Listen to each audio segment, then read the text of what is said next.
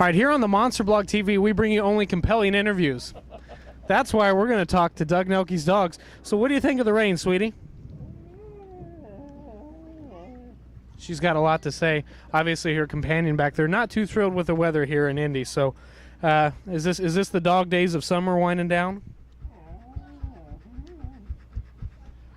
I like their interviews a lot. So anyways, we're going to go try and find us some more drivers and come back here where it's dry.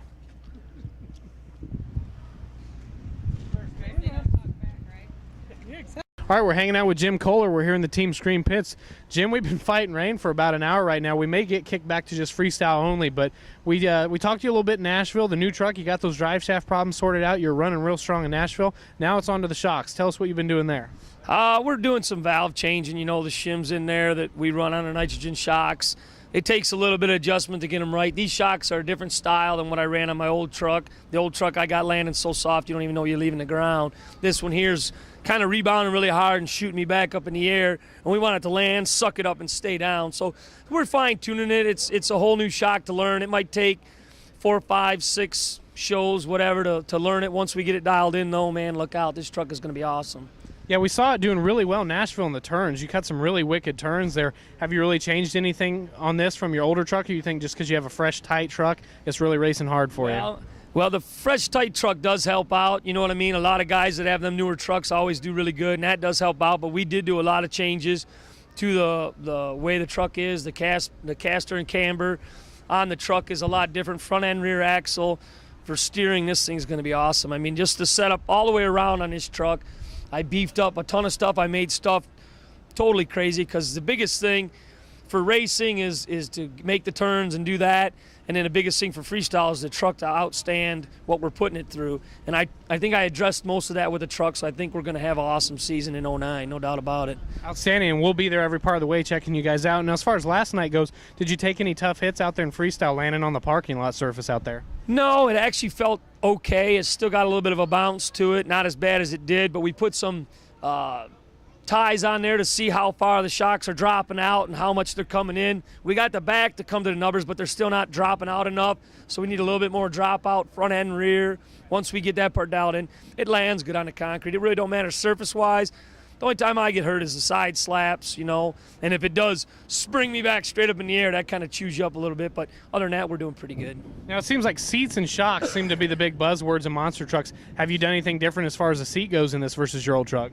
Well, ISP's sponsored me to put a seat in, and I've been wanting to forever, but we just didn't have the budget to do it. They're awesome seats. Everybody that's running them's had nothing but good things to say about them.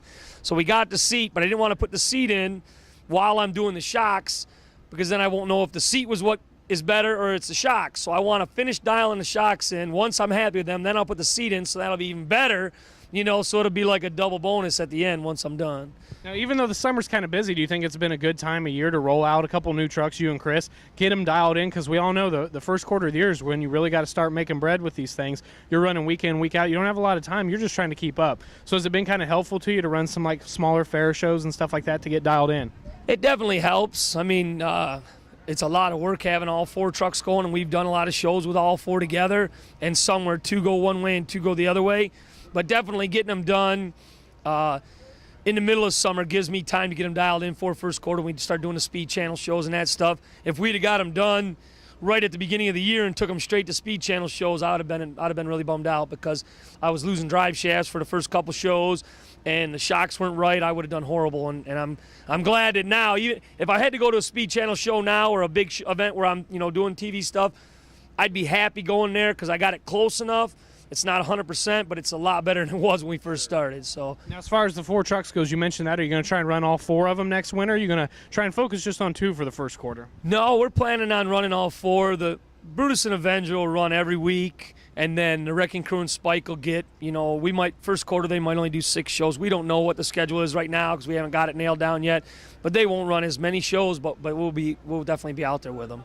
Awesome. How's Steve been enjoying getting a little more seat time now? We saw him filling in for you and doing some odd races over the last few years, but he's got to enjoy getting a little more seat time now. Oh, there's no doubt. You know, he does a lot of work at the shop, him and Rich and Jeff and all them guys, Dave, all do a lot of work, and the reward is actually getting in the truck and driving it. So I'm definitely know he's stoked to be out there in a truck and having some fun with it, because for the amount of work he puts in, you need to get some enjoyment out of it. You know, you can't just sit there and watch us have all the fun. So he's pretty happy to be in there, I think.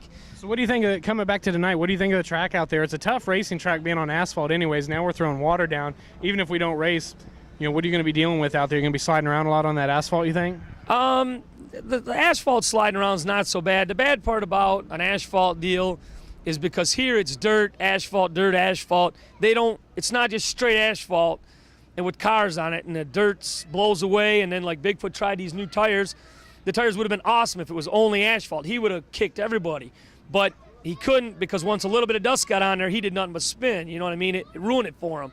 So it's the transition between all those that makes it crappier to run on. We can dial them in real good if it's all asphalt, or dial them real good if it's all dirt, but when it's both, it's really hard to get a happy median. So you can just go out there and do the best you can. For freestyle, I think everybody will have fun out there because there's no real direction in which way you have to go. So if the truck slides a little bit, you can, well, I meant to do that, you know, and nobody knows the difference. So you just go out and have fun and give the fans a good show. So if that's what they do, we'll be all right.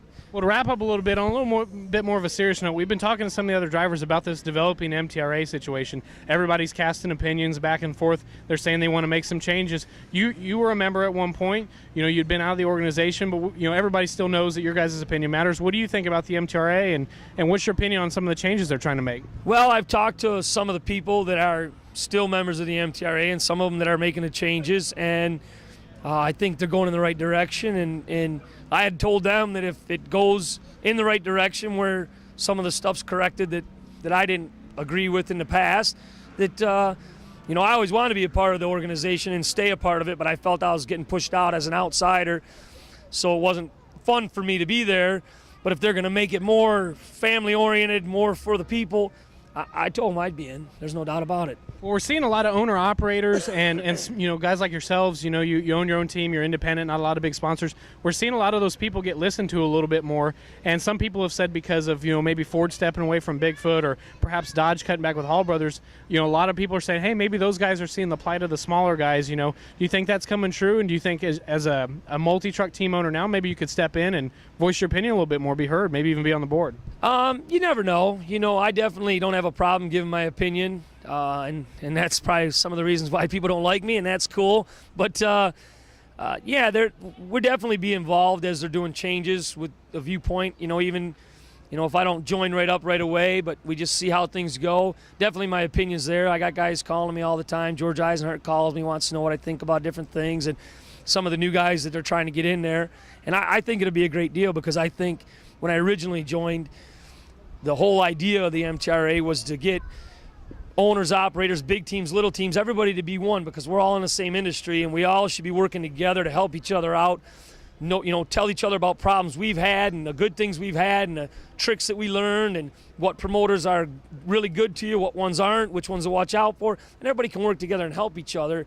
When we get on the track is when we can battle it out. Right. But off the track, if we all work together, then it's going to be an awesome sport and it'll be an awesome organization. So we'll see how it goes. Well, we look forward to hopefully seeing you some more there, and that's right from Jim Kohler right there. There you go. That's what we're wanting to do. There's a lot of misconceptions floating around the internet and in the industry, and that's why the Monster Blog is here, delivering it straight from the horse's mouth, right?